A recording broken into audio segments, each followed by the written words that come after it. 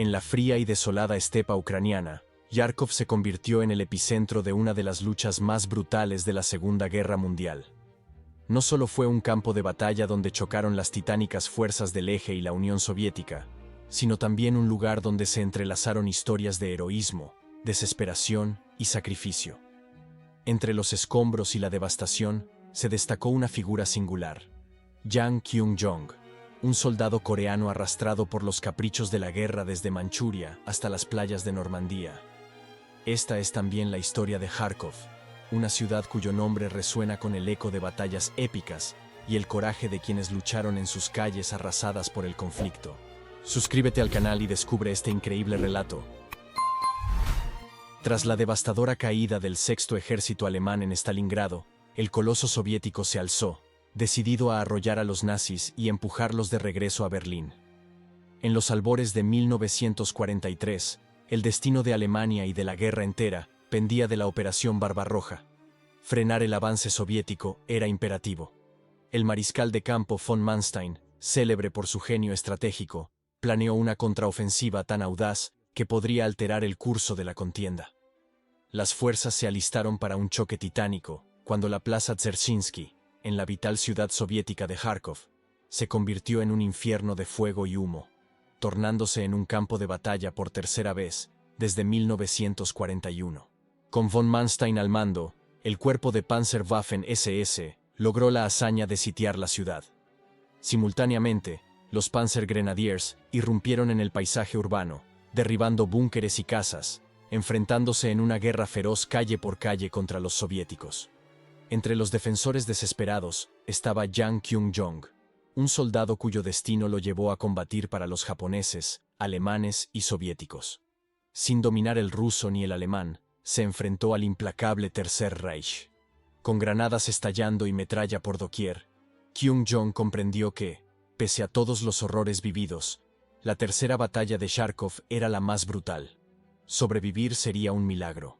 La historia de Jang Kyung-jong arranca en 1938. A los 18, vivía en Manchuria, ocupada por Japón desde 1931. Al inicio de la Segunda Guerra Mundial, fue reclutado por el ejército imperial japonés, en la afamada división Kwantung, para combatir contra la Unión Soviética. Esta era la fuerza más grande y prestigiosa de Japón. Kyung-jong sirvió hasta la batalla de Khalkhin-Gol, o incidente de Nomonhan, un feroz conflicto entre soviéticos y japoneses, que se libró de mayo a septiembre de 1939, cerca del río Khalkhin-Gol, en Mongolia. Esta contienda involucró a más de 100.000 tropas y 1.000 tanques y aviones, dejando entre 30.000 y 50.000 bajas. El 31 de agosto de 1939, en la batalla final y culminante, los japoneses fueron decisivamente derrotados. Kyung-jong apenas veía a través del humo espeso y acre desde su trinchera, una amarga mezcla de combustible y pólvora en combustión. Su uniforme, empapado de sudor y suciedad, estaba rígido y apestaba a campo de batalla. De repente, a través de la bruma, Kyung-jong vio avanzar a los soldados enemigos. Su corazón latía con fuerza mientras agarraba su rifle con más fuerza, la madera y el metal resbaladizos por el sudor. Las balas pasaban zumbando, algunas golpeando el suelo cerca de él, otras rebotando en las rocas con un agudo silbido. En cuestión de momentos, el regimiento japonés fue abrumado y rodeado. Confuso y derrotado, Kyung-jong levantó las manos mientras él y sus compañeros eran capturados. Cayendo en manos soviéticas, Kyung-jong fue enviado a un campo de trabajo. Sin embargo, debido a la enorme escasez de mano de obra a medida que el conflicto se volvía cada vez más letal, la URSS reclutó a quien pudiera para el servicio militar. Esto obligó a Kyung-jong a unirse al Ejército Rojo, donde fue arrojado a la desesperada y violenta defensa soviética contra la Operación Barbarroja de Alemania. Durante el verano de 1941, la Operación Barbarroja se desplegó como una operación militar masiva, con más de 4 millones de tropas del Eje marchando por territorio soviético. Utilizando la doctrina Blitzkrieg, lograron aniquilar unidades soviéticas enteras y asestar golpes devastadores al Ejército Rojo. Uno de los puntos clave de esta operación fue la batalla de Kharkov, que tuvo lugar en octubre de 1941.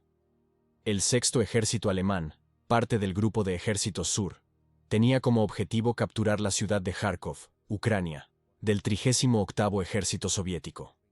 Cuando estallaron los combates, surgió una feroz lucha. En medio del caos de la batalla, el personal soviético demostró una notable resistencia y pensamiento estratégico. Iniciaron un plan meticuloso para desmantelar las fábricas de la ciudad y trasladarlas más al este, lejos del alcance destructivo de los bombardeos alemanes. Esta misión fue crucial, ya que Kharkov era un centro industrial vital, produciendo material de guerra esencial para la Unión Soviética. El combate se prolongó durante 4 días agotadores, dejando la ciudad en ruinas y a la población al borde de la inanición. Finalmente, los alemanes emergieron victoriosos, pero los soviéticos lograron su objetivo principal: evacuar o destruir el equipo esencial de las fábricas antes de retirarse de la ciudad. La importancia de Kharkov no puede ser subestimada. Su ubicación estratégica, con conexiones aéreas y ferroviarias, la convertía en un punto de control crucial para vastas regiones como Ucrania, la península de Crimea, el Donbass, el Dnieper y el Cáucaso.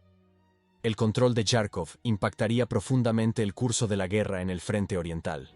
Las secuelas de la batalla dejaron un rastro de destrucción, con Kharkov reducido a un desierto desolado. Los habitantes de la ciudad enfrentaron un sufrimiento indescriptible, soportando hambre, enfermedades y la constante amenaza de violencia. El autor, Alexei Nikolayevich Tolstoy, al presenciar la devastación, comentó que Kharkov parecía Roma en el siglo V, un gran cementerio. Las cicatrices de la batalla de Kharkov se profundizaron unos meses después. En mayo de 1942, el Ejército Rojo lanzó una ofensiva titánica para recuperar la ciudad.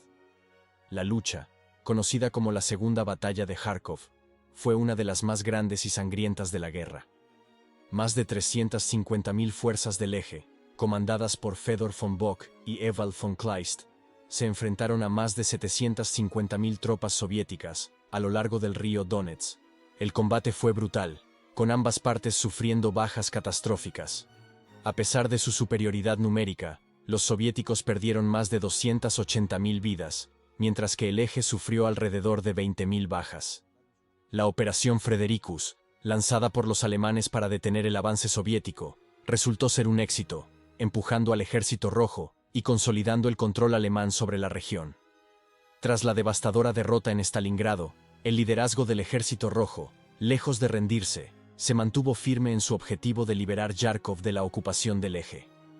El año 1943 marcó un punto crucial en el frente oriental, ya que la balanza comenzó a inclinarse a favor de los soviéticos. La Wehrmacht, tambaleándose por la aplastante derrota en Stalingrado, se encontraba en una posición precaria.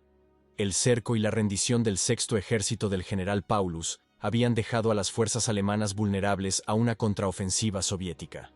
En anticipación de un nuevo ataque, el Stavka soviético, bajo el mando del mariscal Georgi Zhukov, planificó la Operación Estrella con precisión quirúrgica.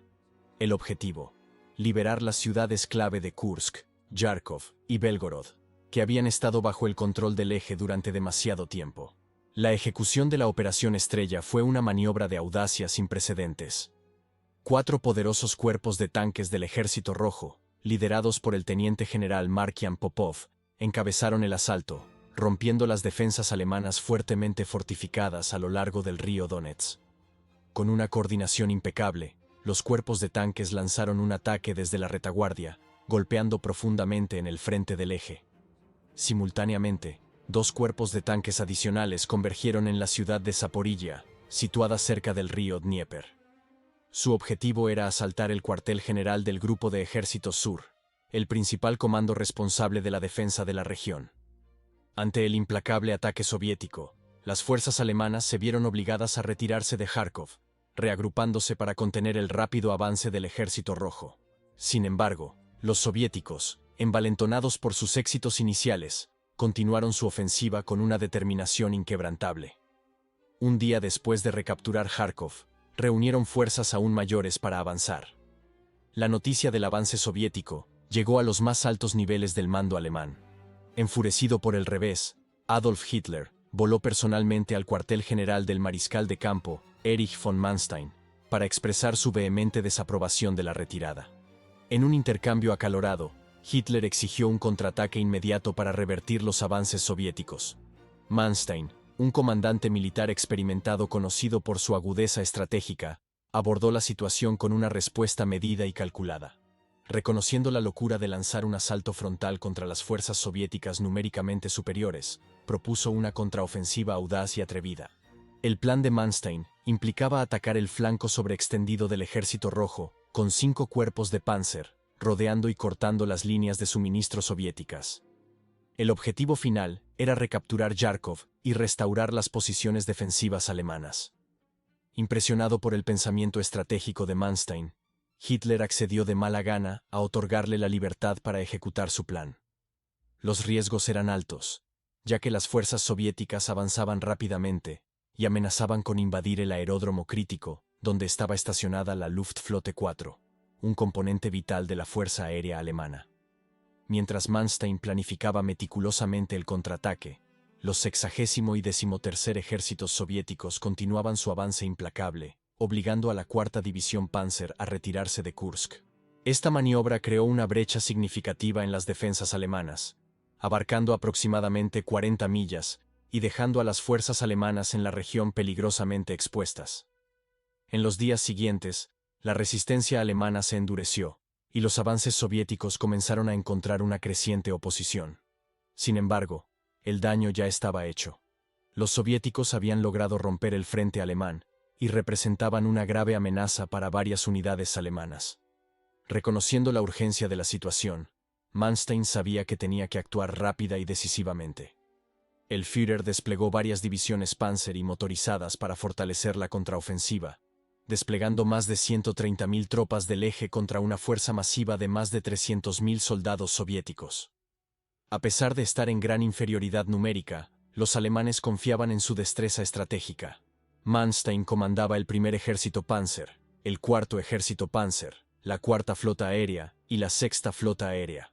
Sus fuerzas incluían la élite 1ª División Panzer SS Leibstandarte Adolf Hitler, la 2ª División Panzer SS Das Reich y la 3ª División Panzer SS Totenkopf.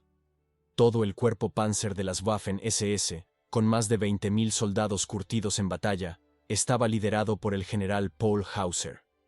En contraste, el Ejército Rojo comprometió al Frente Central y al 16º Ejército Aéreo a su ofensiva, incluyendo al 1er Ejército de Guardias, el 3er Ejército de Tanques, el 1er Cuerpo de Caballería de Guardias y los ejércitos 6º, 40º y 70º. El plan de Manstein se desplegó en 3 fases implacables. Primero, la obliteración de las avanzadas soviéticas. Segundo, la recaptura de Yarkov. Y tercero, un golpe decisivo contra las fuerzas soviéticas atrincheradas en Kursk. Esta brutal campaña fue conocida por los alemanes como la Campaña del Donetsk. El 19 de febrero, el cuerpo Panzer de las Waffen SS de Hauser lanzó un feroz asalto contra las fuerzas enemigas al sur de Zaporilla, creando una distracción para el ataque inminente del 4º Ejército Panzer. Simultáneamente, el 1er Ejército Panzer avanzó hacia el norte, con la intención de aniquilar una columna de tanques soviéticos. Los enfrentamientos iniciales tomaron completamente por sorpresa al cuerpo de tanques del Ejército Rojo. El impulso de los alemanes resultó imparable. Tras 3 días de combates implacables a lo largo del frente, la Leibstandarte SS Adolf Hitler flanqueó al 6º Ejército Soviético y aseguró el vital río Dnieper.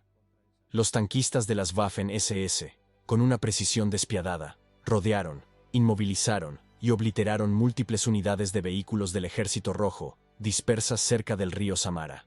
Mientras tanto, las divisiones Das Reich y Totenkopf avanzaron hacia el noreste con una fuerza aplastante, desmantelando las frágiles redes de suministro de las avanzadas soviéticas. Para el 24 de febrero, el avance soviético fue detenido decisivamente, obligando a las tropas de Stalin a ponerse a la defensiva. El campo de batalla estaba cubierto de restos de tanques y ecos de una ofensiva rota. En la tumultuosa última semana de febrero, las frías llanuras al sur de Kharkov fueron testigos de un choque titánico entre el 3er Ejército de Tanques soviético y las fuerzas del eje bien atrincheradas. La infantería soviética en avance, apoyada por los esfuerzos implacables de las divisiones Leibstandarte y Totenkopf, enfrentó un embate diseñado para repeler el coloso blindado del Ejército Rojo. Los avances iniciales del Frente Central Soviético contra el imponente Segundo Ejército Panzer parecían prometedores, pero su ímpetu ofensivo se disipó rápidamente.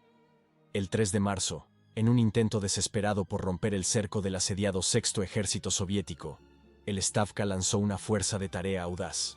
Sin embargo, a medida que los vehículos y columnas de infantería del Ejército Rojo avanzaban, fueron acechados y obliterados sin piedad por los penetrantes gritos y la letal precisión de los temidos bombarderos en picado, Su-87 Stuka. Tras las abrasadoras victorias alemanas, el tercer ejército de tanques soviético yacía en ruinas, sus fuerzas diezmadas y forzadas a retirarse. Para el 5 de marzo, el sexto ejército soviético, junto con numerosas unidades de tanques, fue aniquilado por la fuerza combinada de las fuerzas terrestres alemanas y la Luftflotte 4, comandada por el mariscal de campo Wolfram von Richthofen. Los ataques aéreos fueron implacables, con la Luftwaffe ejecutando más de 1000 salidas, brindando un apoyo aéreo cercano devastador a las divisiones de tanques en avance. Las consecuencias de esta contraofensiva fueron asombrosas. Las fuerzas soviéticas, antes considerables, se redujeron a escombros humeantes y líneas rotas. Para el 7 de marzo, los defensores soviéticos de Kharkov se encontraban en una situación desesperada, mientras los alemanes se preparaban para un golpe decisivo. Las divisiones Panzer del mariscal de campo Erich von Manstein comenzaron a presionar hacia Kharkov desde el oeste, con el objetivo de rodear la ciudad desde el norte. A pesar de los mejores esfuerzos de los cuerpos de tanques soviéticos y la infantería mecanizada para detener a las fuerzas del eje, sus esfuerzos fueron inútiles. Las fuerzas alemanas, incluyendo el segundo cuerpo Panzer SS, habían rodeado unidades soviéticas significativas, aislándolas completamente. Las tropas soviéticas, compuestas por diversas divisiones de fusileros y brigadas de tanques, iniciaron una retirada desesperada hacia Kharkov, bajo la intensa presión alemana. El cuerpo Panzer SS lanzó su ataque a Kharkov desde múltiples direcciones, decidido a rodear la ciudad e impedir la llegada de refuerzos. Bajo el mando del general Belov, los soviéticos montaron una defensa férrea, especialmente durante los intensos combates callejeros que estallaron el 12 de marzo. El paisaje urbano de Kharkov ofreció numerosas ventajas defensivas para los soviéticos. Los defensores usaron los edificios, calles y callejones de la ciudad para establecer emboscadas y puntos fuertes. Francotiradores apostados en los tejados apuntaban a las tropas alemanas, infligiendo bajas significativas y frenando el avance alemán. En medio de la feroz batalla por Kharkov, una figura solitaria destacaba: Yang Kyung-jong, un hombre que luchaba por una causa ajena. Proveniente de una tierra lejana, Kyung-jong se encontró envuelto en una lucha desesperada contra un abrumador ataque alemán. La ciudad, que una vez fue un bullicioso centro de vida, se había transformado en un infierno, con edificios derrumbados y fortificaciones marcando los restos de una metrópolis que alguna vez fue orgullosa. Mientras el ejército alemán desataba su furia, Kyung-jong y sus compañeros defensores soviéticos se involucraron en combates brutales y cuerpo a cuerpo. Las estrechas calles y los espacios confinados de Kharkov se convirtieron en un campo de batalla para una lucha implacable, con soldados alemanes y soviéticos luchando cuarto por cuarto, calle por calle. Los defensores soviéticos lucharon con una determinación inquebrantable, usando rifles antitanques y fuego de armas pequeñas para frenar el avance alemán.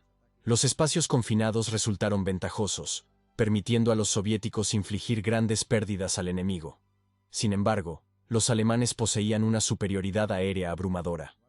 La Luftflotte 4, liderada por el mariscal de campo Wolfram von Richthofen, apuntó sin piedad a los bastiones soviéticos dentro de la ciudad. El corazón de Kyung-jong se hundió al darse cuenta del resultado inevitable. Con la ciudad al borde de la caída, tomó la difícil decisión de rendirse a los alemanes. El momento era crucial, ya que un paso en falso podría resultar en su ejecución por sus captores soviéticos. A medida que los alemanes capturaban gradualmente áreas clave de la ciudad, el destino de Kharkov pendía de un hilo. Cuando las tropas SS se acercaron al centro de la ciudad a través de la plaza Dzerzhinsky el 12 de marzo, los combatientes soviéticos se volvieron desesperados, pero mantuvieron la línea con francotiradores, infligiendo grandes bajas mientras los alemanes luchaban por tomar el corazón de la ciudad. Sin embargo, más fuerzas alemanas entraron en la ciudad desde un puente en el río Yarkov, abrumando a los defensores del Ejército Rojo.